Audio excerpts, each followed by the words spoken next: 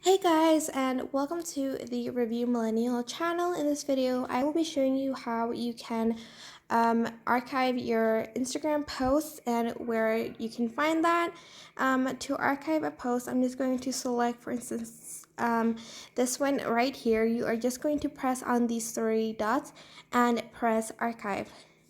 And to find that archived page, you're just going to click on these three lines, go to archive, and go up here and find the posts archive. But this is where you can also find your stories archive.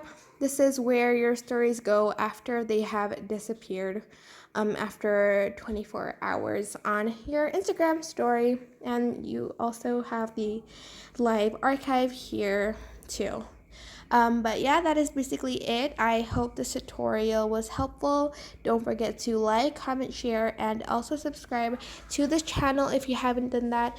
If you have any questions, just leave it in the comment section down below and I will try my best to answer them all. Thank you so much for watching. Bye!